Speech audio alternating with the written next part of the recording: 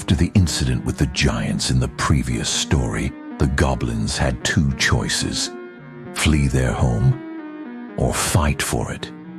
The goblins seemed more courageous than expected and were ready to fight. The only problem was that the village, and even the goblins themselves, were in no condition for a fight like that. So, the village elder and the knights gathered around a table and started planning. First was the issue of weapons and armor. At this point, the goblins were almost harmless against a creature like a giant. The knights helped the goblins set up a smithy and taught them as much as they could in the time they had. The results were not ideal, but they were far better than nothing. The armor would protect against any small projectiles that might come from a giant's stomps, and the ranged weapons with bladed arrows, along with melee weapons capable of piercing a giant's flesh, would surely help a great deal. Even the best weapons are useless in the hands of those who don't know how to use them. Since the knights were practitioners of combat and battle tactics, they tried to teach the goblins as much as they could, as quickly as they could. It was time to fortify the village itself with weapons and traps. A catapult is usually used to break down castle walls, but if one of the rocks swung by it were to hit a giant, the damage could prove devastating. There was no time to build walls that would be high and strong enough to stop a giant in its tracks, so digging trenches with spikes at the bottom would prove useful if a giant were dumb enough to step into them. Experience has shown that a timber trap might slow an enemy down. It's unclear how well this will work on a giant, but it's worth a shot. The scouts came back to the village and warned that the giants were on their way, so it was time to take battle positions. It was lucky that the knights and the goblins had this much time to prepare. Since mainland giants are lazy and overconfident, they never feel rushed to attack, as they always believe they will win. The first sign was the flying birds, startled by the giants, fleeing from the forest. The second sign came when the goblins and knights could hear the giants' footsteps too.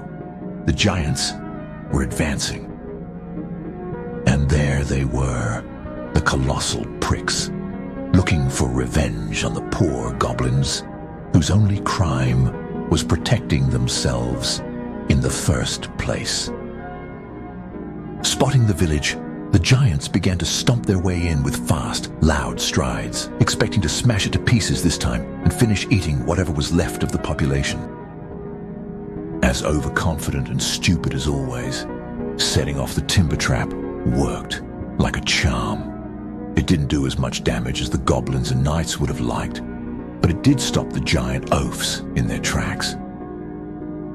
Actually, the timber trap worked perfectly, as it baffled the giants. While they were trying to figure out what happened, it gave the knights the chance to adjust and aim the catapult with maximum precision. The sight was something to behold. The giant rocks smashing against the ground next to the giants and occasionally hitting them surely damaged their confidence. They were jumping around and screaming like a bunch of surprised monkeys. In any case, the element of surprise was over, and the giants were as enraged as ever.